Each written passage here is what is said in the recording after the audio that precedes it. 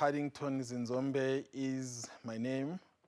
Today, I'm going to be with you in our accounting lesson for the day, and we are going to be looking into our main topics, stock valuation. But I'm going to try and scale down to look into specific identification methods specifically for the day. Now, these are our lesson outcomes for the day. It is my sincere hope that by the end of this lesson, we should be in a position to explain what the specific identification method is. And then we are going to use the specific identification method to calculate our closing stock. Please take note, where we are going to be having differences between the methods is when calculating the closing stock, because each method says we are supposed to calculate our closing stock differently. And then we are also going to go into calculation of cost of sales as well as calculation of gross profit using the specific identification method. And then we are going to try and bring in something else that we did in the previous term. We are going to try and integrate with financial indicators along the way. So let's get started. When we are looking into stock valuation methods, there are specifically three of them. The first one, you have already done it, the Fifo method. First in, first out. The second one is the weighted average. You are going to do that. And then the one that I'm going to specifically look into now, the specific identification method. Now, what is this method all about?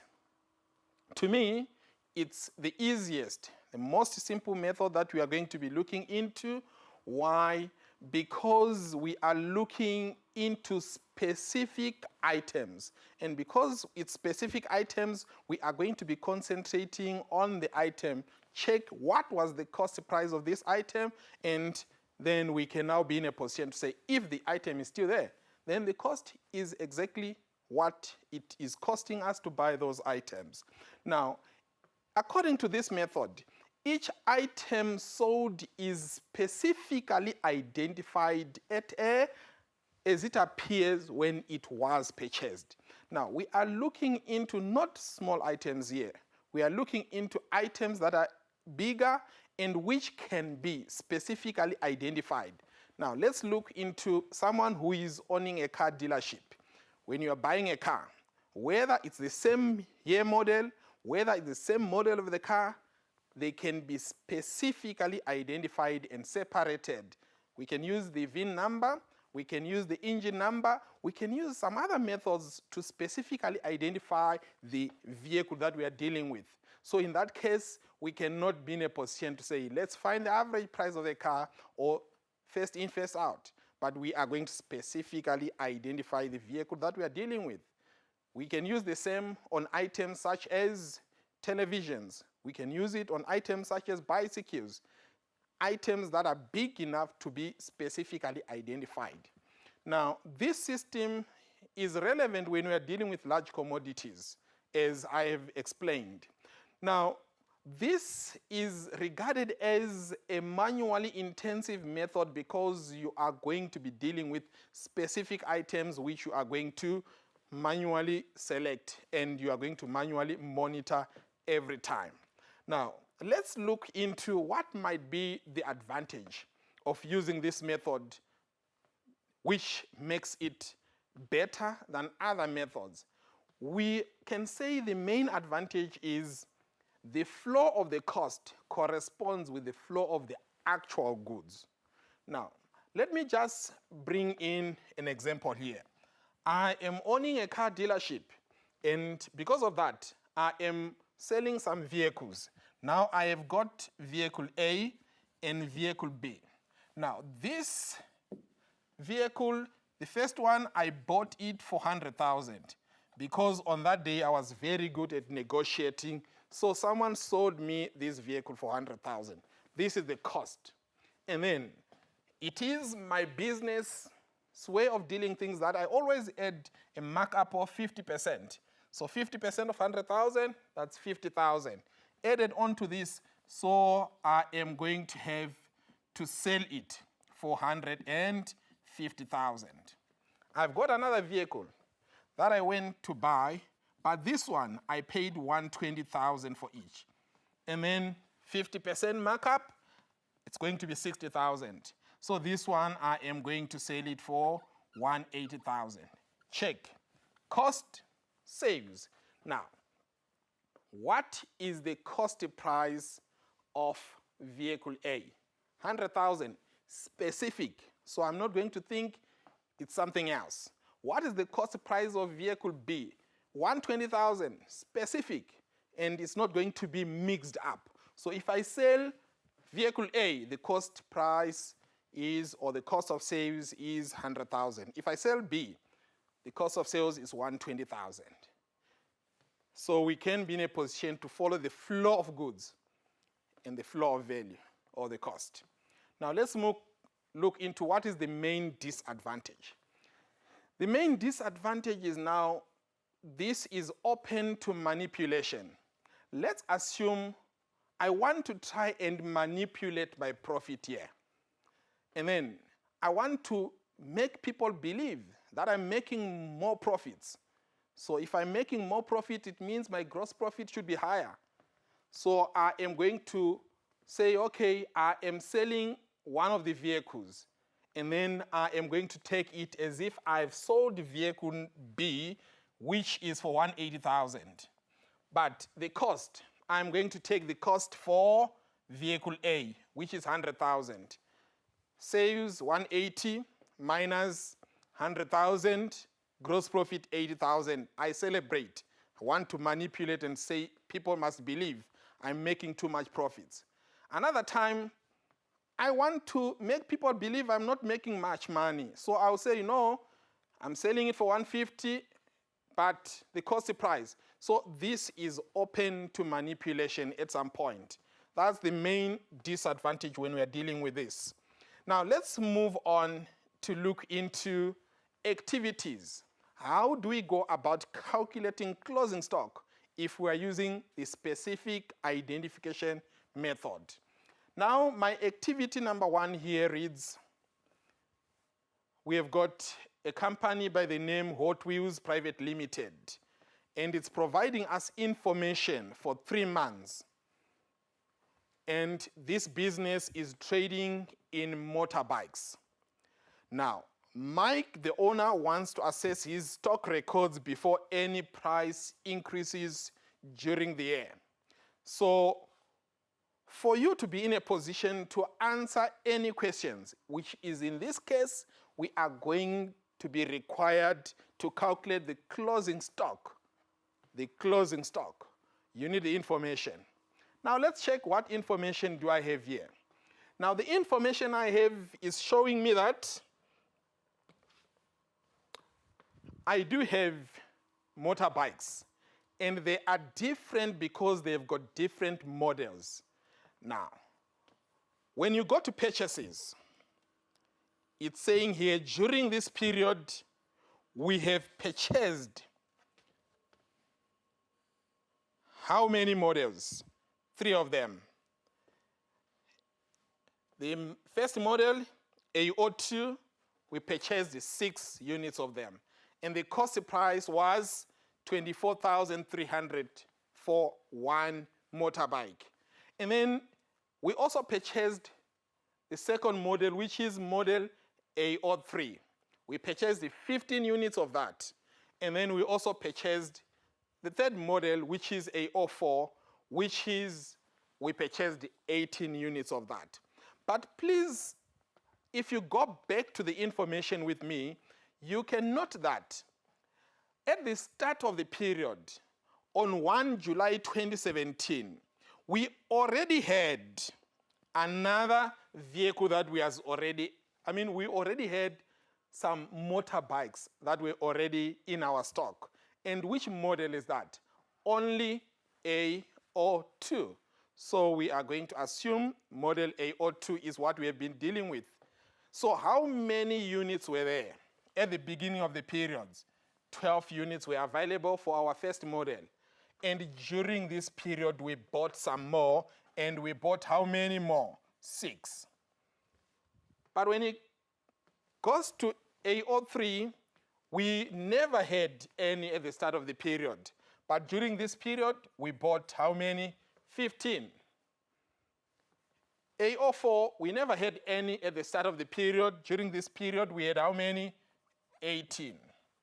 Now, let's see what's happening with these models when it comes to the selling part.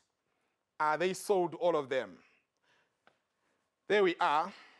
Of the AO2 model that we had, 8 have been sold.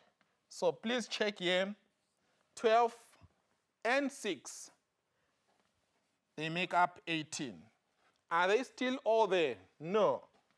Something have been sold. 8 have been sold. So how many are we still having here? We still have got 10 of these. 18 minus 8, 10. Now let's go to AO3. 15 is what we had. And then how many have been sold? 11 of them have been sold. So how many are we still having here? We are still going to be having 4 of them. So there we are. 15 minus 11, 4 are still there. And then let's go to the last model, AO4. 10 have been sold. Out of 18, 10 have been sold. So how many are we still having here? We are still having 8. Now, why are we troubling ourselves by looking into the number of units left? It is because we are dealing with specific models here. And these specific models, they have been purchased at a specific cost. So it means if we want to find the value of that model, then we are going to multiply by the cost. Let's check. What is the cost of each of these models? The first one, AO2, it is 24,300. 24,300. And even if you can check when you go to purchases, the price is still the same. So we are going to multiply this by 24,300. Now, what happens with the second model, our AO3? They were purchased for 27,400. So it's multiplied by 27,400, which makes the cost for each of the motorbikes. And we multiply by the number of units that we still have. And then AO4, they have been purchased at 31,600 each. So this is what it is going to look like. So in other words, we are going to say, what is the value of our closing stock? We need to find the units still there, the units that are still available. In the first one model, 10 are still available. So we are going to say 10 times the cost for each. And when it comes to the second model, 4 are still there. And then when you go to the last model, 8 are still there. Specific items, specific cost, we just take it like that. Now, you are going to see that in calculating our closing stock, it is going to appear like this as our expected response. 10 by 24,300, it gives us 243,000. And then the second one, 4 multiplied by 27,400, it gives us 109,600. And then the 8 times 31,600, it gives us 252,800. Added together, that's our closing stock value. Added together, that's our closing stock value. Now, you are going to see that apart from calculation of closing stock, this question was also asking us to give advice to the owner of the business because he was saying he's confused about these models. Something seems not to be adding correctly, and then he wants to look into this. Now, for you to be in a position to give advice, you need to look into this. Where is it going correctly? Where is it going wrong? Now, let's check the first model. 18 of them were there. And then what happened? only 8 have been sold. 10 are still there. Is it moving fast enough? I don't know. Let's go to the second model. 15 have been purchased. 11 are gone. Only 4 left. What can we say about that one? Is it good enough? Let's go to the third one. 18 have been bought. 10 have been sold. 8 are still there. And then I'm just looking at the information also. And I'm thinking out loudly though. It means if our opening stock was made up of 12 units of the first model, it seems to be an older model now. It seems to be something that they've been dealing with for some time now. It seems the market is saturated now. Maybe that's the reason why we are not selling them fast enough. Let's look into the second one. I think it's satisfying. 15, 11 gone, 4 left. What about the latest model? Maybe people are still getting familiar with this one. People are not used to it, so it needs maybe some form of advertising so people can be aware of what is it that they are looking at. So let's look into what would be our expected response in this case. Mike requires your advice. Maybe my advice would be, let's go to the first model. It's saturating the market now. People have been having this for a long time. Maybe newer models with better features coming into the market. So what do we do now? We can reduce the price of the first model. Maybe we can lower the markup so that we can be able to clear the stock that we are still having for the model. Now, what we can also advise this guy is to say, it seems people are tired of this one now. Why don't we discontinue it? Because there is no use to keep on buying something that people are not taking home. So if they are not going to be buying it, why do we have to continue purchasing it for ourselves? Let's discontinue it. Or maybe we can say, check the AO3, selling okay. Maybe let's capitalize on that. Let's try to push it as fast as we can. We can go and buy more of this one, sell it off because people are used to it, people are happy with the model, and they can buy as much as they can. We can go to the last model and say, maybe the low sales are not because people are not interested in it, but it's still relatively new on the market. Why don't we extensively advertise it so that people can be familiar with this model?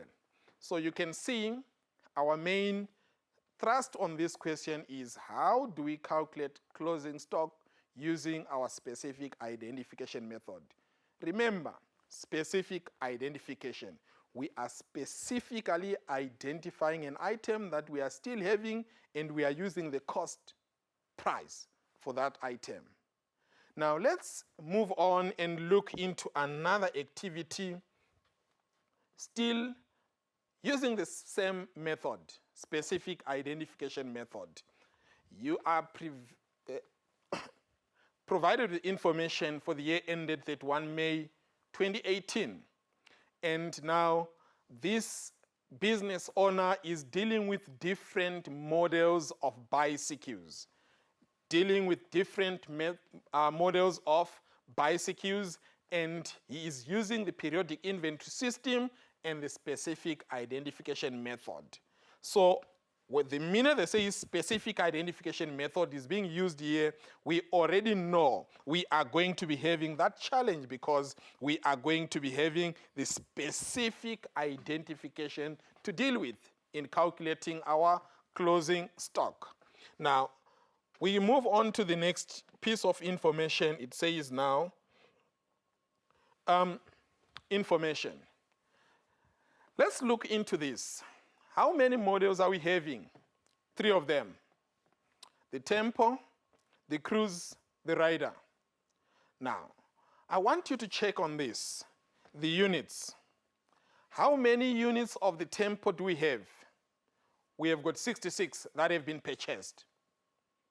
And we are told that, sorry, just going back a little bit, these are sales, not costs. Now, let's go to purchases first.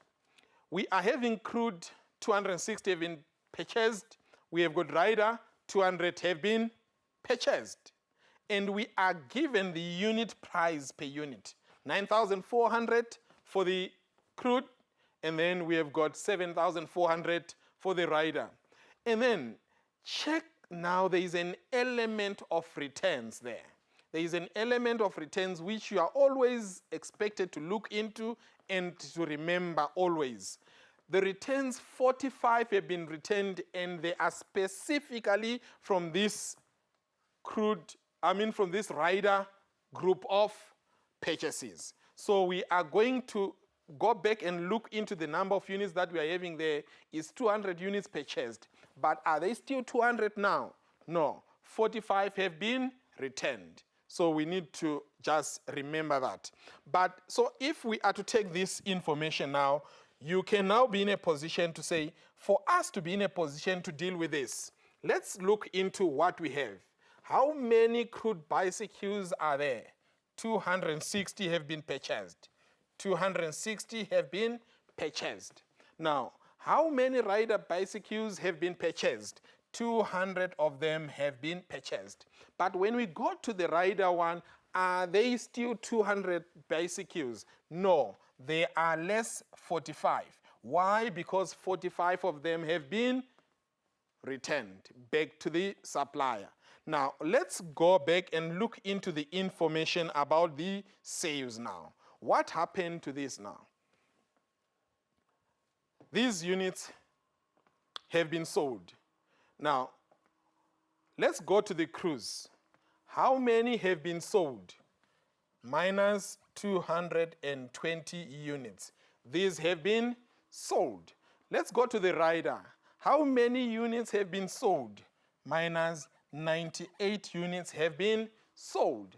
But if you go also, you check, there is going to be closing stock, which is from the previous period, which becomes our opening stock into this period. It's saying we had about 70 tempos that were there. And remember, during this year, we never bought any of the tempos. So there were 70, and of those 70, how many have been sold? About 66 of them have been sold. So now let's check what we have here. 70 minus 66. How many are we still having now? We are going to say 70 minus 66. 4 are still available. So in our closing stock, we still have got 4 of those units. Now let's go to the cruise ones. 260 have been purchased. 220 have been sold. So how many do we still have? We still have 40 of them in our stock as we speak. Now let's go to the last one on the rider bicycles. We started with nothing. We bought 200 bicycles, and then 45 have been returned back to the supplier. So it's 200 minus 45. And then 98 of them have been sold, minus 98. So it means we are only left with how many? 57.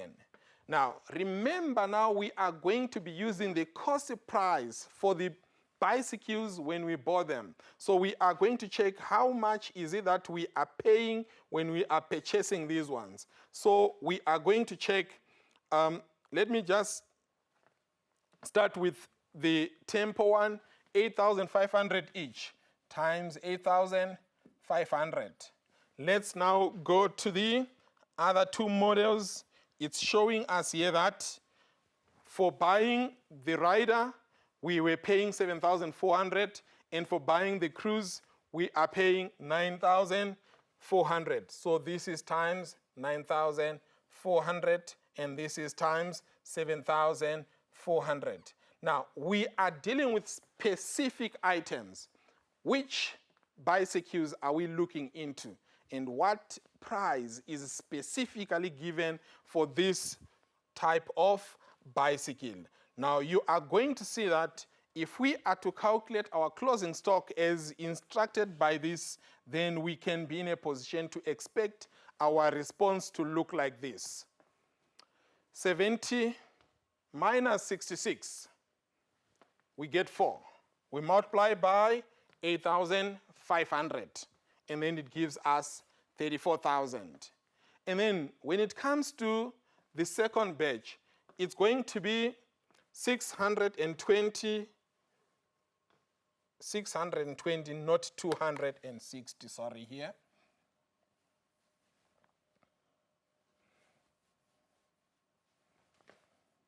$620 as we are now seeing on this one, and then minus this, and it's going to give us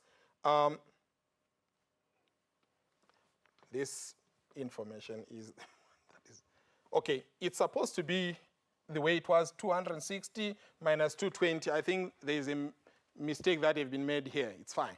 Now it's going to give us 40 times 9,400. It gives us 376,000. And then when it goes to the last batch, it is 200 minus 45 minus 96.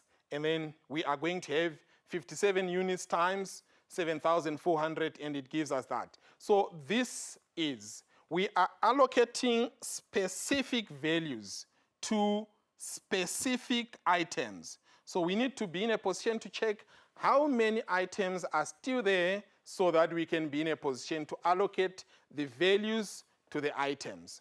Now, the next part of the question is asking us to be in a position to calculate the cost of sales. Now, when it comes to cost of sales, this one is easy. Why? Because we are just going to go back and check our sales. We are just going to go back and check our sales and check how many items have been sold. When we know how many items have been sold, we can now be in a position to look into what is the cost price for that item that have been sold. So we are going to go back to our slide on sales and look into how many items have been really sold. So let's check here. How many items of the temple have been sold?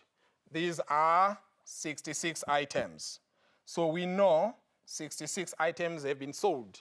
How many items of the cruise have been sold? 220 items. And how many items of the rider have been sold? There are 98 items. Now, we are going to multiply by the cost because we need the cost price. We need the cost element. So for us to find the cost element now, we are going to check from the purchases to say which ones or what is the price that is given to that. Now, let's check on our temple. How much is the cost? It is 8,500. Our tempo, it's 8,500. Let's go to our cruise. The cost for the cruise, it's given as 9,400. The cost is 9,400. Let's go to our rider. The cost is 7,400. Now, why are we doing this? Why are we not using the formula opening stock, add purchases, or add net purchases? Net purchases is being made up of purchases, less returns, and the likes. Because here we are dealing with specifics, and we know the specific cost for that type of items, then we can just take the number of units sold, we multiply by the cost because it's already known, it's given, because this is specific identification method. So you are going to see that it's going to be expected that our response is going to look like this. 66 times 8,500, and then 220 times 9,400, and then 96 times 7,400. And we are going to get these figures, and the total is going to be as indicated here. 3,354,200. Now, this was also having a follow-up question because it was asking that we should also be in a position to calculate gross profit. We should be in a position to calculate our gross profit. In that case now, how do we go about calculating our gross profit? Remember now, we already are in a position to determine, we have got our sales, we have got our cost of sales. So we can just be in a position to calculate our gross profit. Remember from our previous lessons, we know about the income statement. It says sales minus cost of sales give us our gross profit. This is from the income statement. Sales minus cost of sales gives us our gross profit from our income statement. So from the information that we are having, we have got the sales figure. We have calculated our cost of sales. So we are now in a better position to just calculate gross profit without struggling. So let's just check from the information that we have if this is really possible. Now let's check our sales. How much is going to be our sales here? The sales figure is given 5,185,420. 5,185,420. This is our sales. The cost of sales figure is what we just calculated ourselves. Remember, we did this one together and we calculated our cost of sales as 3,354,200. Now it means we can now be in a position to find our gross profit. We can be in a position to calculate our gross profit using this. But this is not the only way. Let's look into another way of doing the same thing. Let's look into another way of looking into the same thing. Now, remember, because we are given our cost, and we are also given the markup that have been used. And you still remember from our financial indicators, markup. What is the relationship that gives us markup? It is always gross profit, it is always gross profit over cost of sales. It is always gross profit over cost of sales, which means the gross profit element in our cost is what we can find here. The gross profit element in our cost can be found here, and that's exactly what we can use to be in a position to do that. Now, so it means when you are looking into this, you can do it like this.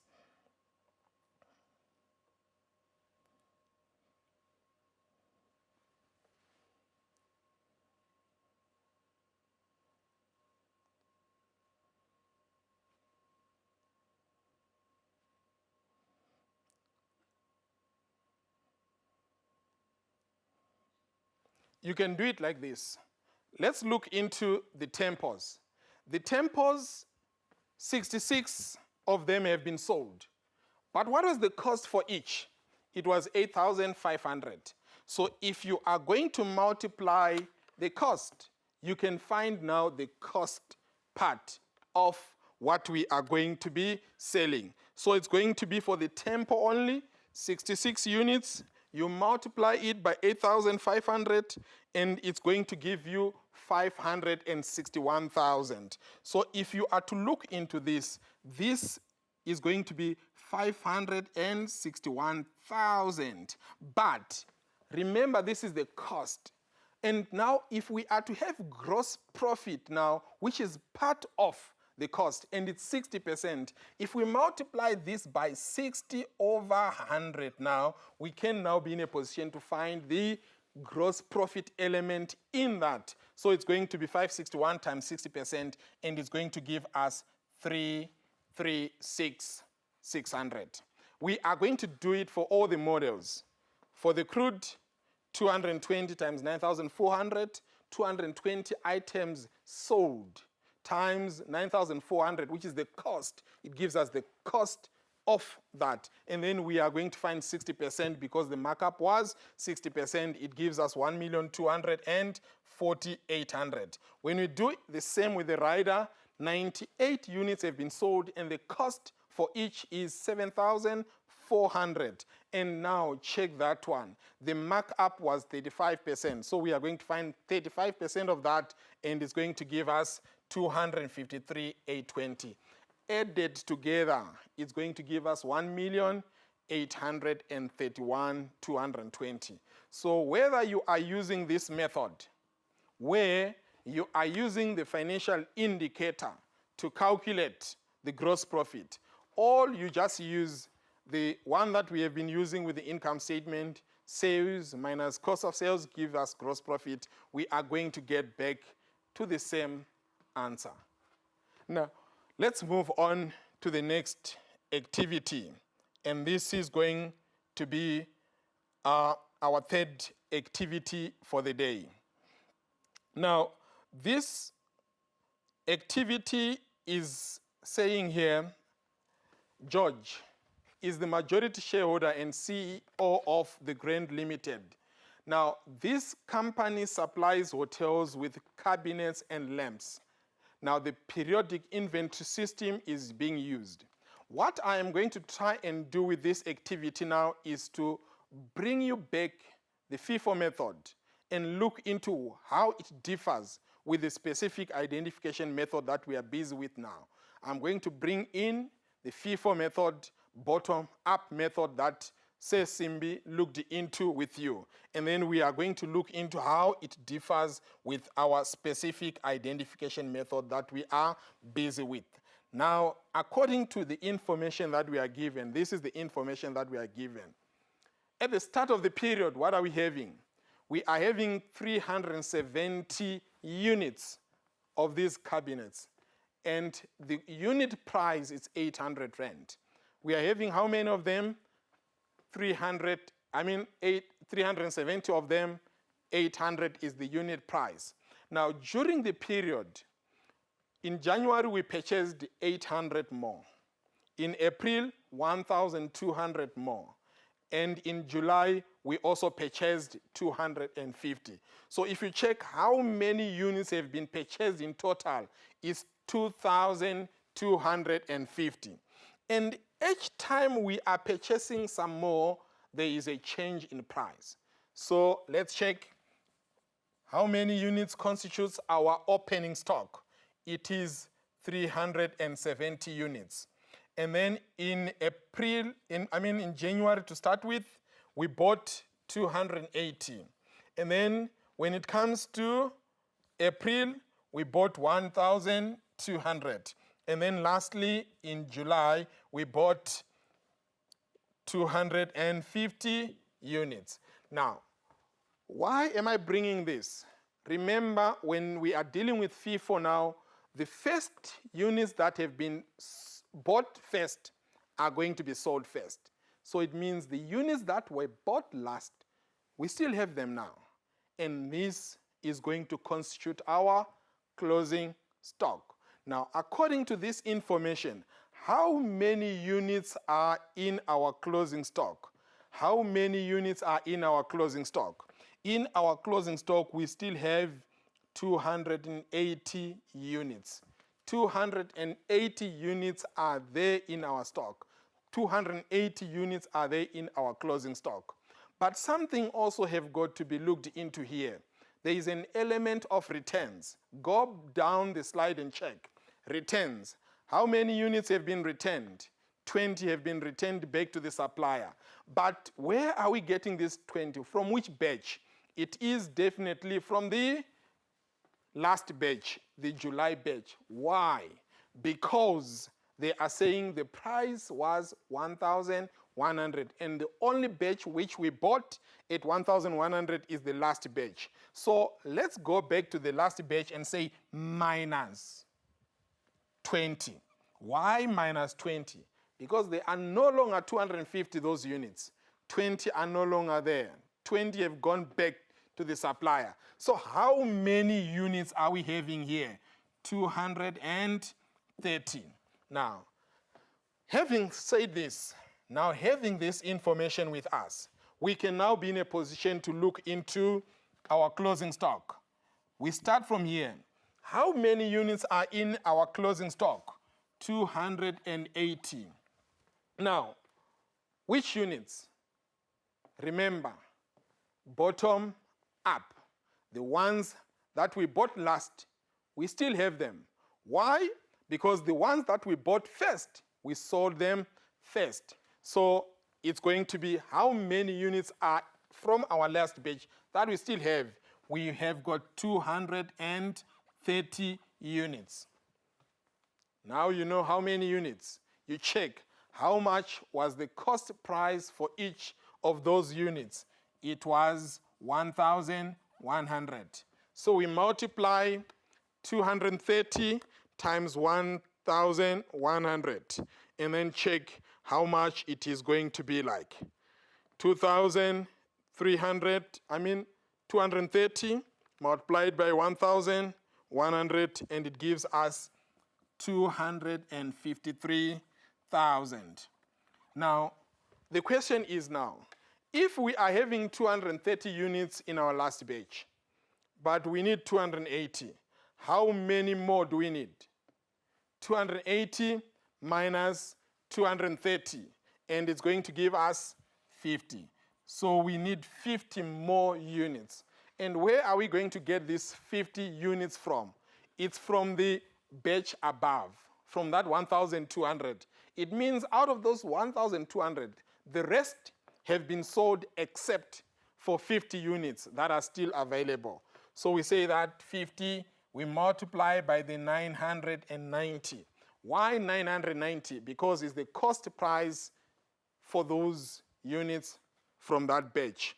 So we are going to say our 50 times 990, and it's going to give us 49,500. So there are 49,500. Now, this is going to be the value of our closing stock. We just need to add these two figures, 49,500 plus 253,000, and it's going to give us 302,500. There we are, 302,500. Now, this is going to be the value of our closing stock according to the Fifo method, bottom-up method. Now, according to this question that we have, it is also saying we are required to check something here. In 3.2, in 2019, the company decided to extend the target market and to grant trade discounts so that they can increase sales. So what they are trying to say here, if you start giving discounts, it's going to affect your markup. When you start giving discounts, it's going to affect your markup. Now, let's calculate the markup achieved. So we are going to look into the markup achieved in the period that we are reviewing. Now, how do we go about this? We need now to check this information now. Remember our markup, it is gross profit over cost of sales. Gross profit over cost of sales. So is this information sufficient for us to be able to calculate our markup? Let me check. 2019, there we are. Markup achieved, there is a question mark. Why? Because it is the one that we are supposed to calculate. There's a question mark here. But what information do I have? Sales I have, cost of sales I have, gross profit, it's not given. But if I've got sales and cost of sales, can I be able to calculate my gross profit? That's a definite yes. So I am just going to calculate my gross profit first. Gross profit being equal to sales minus cost of sales. What is my sales figure? My sales figure is 3,480 minus, what is my cost of sales? 2,170,000. And then there is a 500 here. 2,170,500. So when I am using this, it's going to give me my gross profit. It's going to give me my gross profit. When I've got my gross profit, now my job is easier. It's that figure for gross profit over my cost of sales. I multiply by 100 to get a percentage. So you can see my answer is going to look like this. After calculating gross profit, which is given here now, 1,309,500. 1,309,500. I'm going to put it into my formula now. 1,309,500 over 2,170,500, which is my cost of sales, multiplied by 100. It gives me 60.333 recurring. To one decimal place, it is our 60.3. Now, this said and done, now let's look into what is going to be when we are using our method that we are busy with now. Our method that we are busy with now. For this one to work, we need specific items. We need specific class of items. And in this case, these are television sets. And in this case, these are television sets. Now let's check this. We have got purchases for these television sets. We have got purchases for these television sets, as well as sales for these television sets. Now let's look into the two types that we have. There is the LYN, the lean, and there is the KYA, which is the Kia, according to what I'm going to call them. Now, according to this, we purchased the first batch in May. We purchased the first batch in May. Now let's look into the LYN one. How many were purchased in May? 800 units were purchased in May. And then let's go to the KYA batch. How many were purchased in May? 950 were purchased in July. In May. Now, are they the only ones that we have? No, something else took place in July. We purchased some more. The LYN ones, we added 500. And then what about the KYA ones? We also added another 500. Now, we are trying to track specific items here so that we can be able to check if we are still having any items that are still available. Now, what happened with the first type? Sales. Now, we are at the bottom of the slide. Sales. How many units have been sold from this? There have been minus 430. 430 have been sold. Now, let's go to the other model. How many have been sold? Minus 540 have been sold. So we are now in a position to check our models and see exactly. So check here, the specific identification method. We are checking specific units, and we are allocating a cost that is also specific for that unit that have been purchased, so that we can be in a position to find our closing stock. So you can see now, when you are expected to calculate the closing stock, we can be in a position to follow them. Now, what are we having here? We are having 800 units for the first one. 800 units bought first, plus 500 bought next, minus the 430 that have been sold. So it means now 870 units are still there. 870 units are still there. What is the cost price for one unit? Remember, it is 6,000. So it's 870 times 6,000, and it gives us specifically 5,220,000. Now we move on to the KYA model. We had 950 to start with, and then we decided to purchase 500 more. And then, are they still all there? No. 540 have been sold. So how many are we still having? 910. We check the cost price for that model, 910 times 7,200. Now, when we multiply that now, it gives us 6,552,000.